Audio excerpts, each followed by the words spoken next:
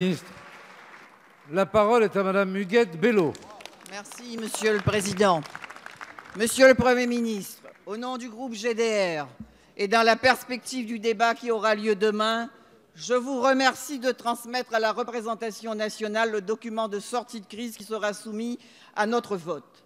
En 15 jours, la Réunion a rompu avec sa discrétion quasi légendaire.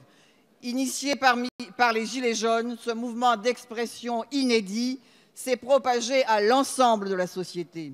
En français, en créole, la parole a circulé, a tournoyé pour s'élever dans un cri de colère et aussi d'espérance qui devra être appréhendé bien au-delà du champ politique.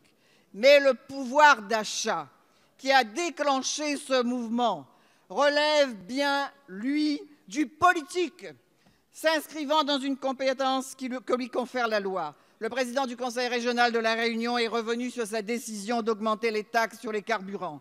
Mais la vie chère, la vie très chère, est généralisée. Elle exige donc que les indispensables revalorisations du SMIC, des retraites et des allocations s'accompagnent à la Réunion d'actions structurelles sur les prix. Les monos, duos, oligopoles, les ententes de fait, les intégrations verticales traversent les décennies, se retrouvent dans tous les outre-mer, s'adaptent à toutes les époques. Ce fléau généralisé de la vie chère n'est pas abordé dans le livre référence de ce quinquennat pour les outre-mer, le livre bleu. La ministre a dû proposer au pied levé des mesures d'urgence. Le bouclier qualité-prix sera réactualisé, le panier pays ressorti. Une observation approfondie et plus citoyenne programmée.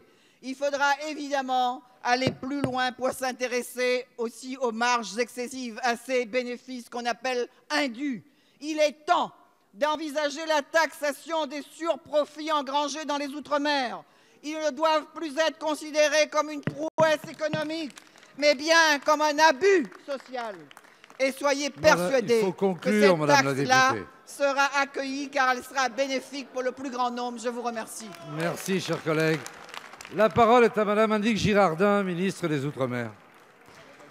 Monsieur le Président, Mesdames et Messieurs les députés, Madame la députée Bello. Oui, le mouvement des Gilets jaunes a libéré la parole à La Réunion. Et oui, les Réunionnaises et les Réunionnais ont parlé du malaise, de leur colère, mais celle qu'ils avaient depuis de très nombreuses années. Oui, je me suis rendue à l'île de la Réunion et c'était normal. Quand je suis arrivée, vous le savez, tout était arrêté, tout était fermé, les institutions étaient fermées, les manifestants étaient jusqu'au nombre de 5000 dans les rues de la Réunion.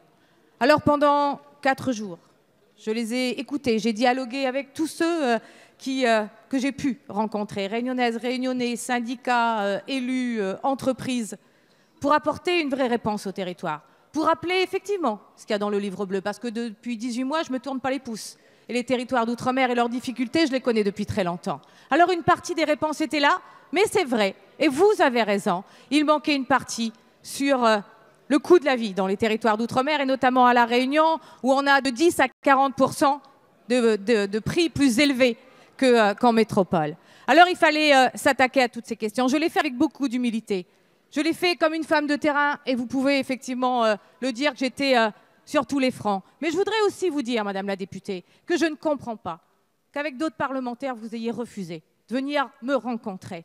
Parce que je crois que les Réunionnaises et les Réunionnais ont vu dans ces moments-là qui était sur le terrain à leur côté.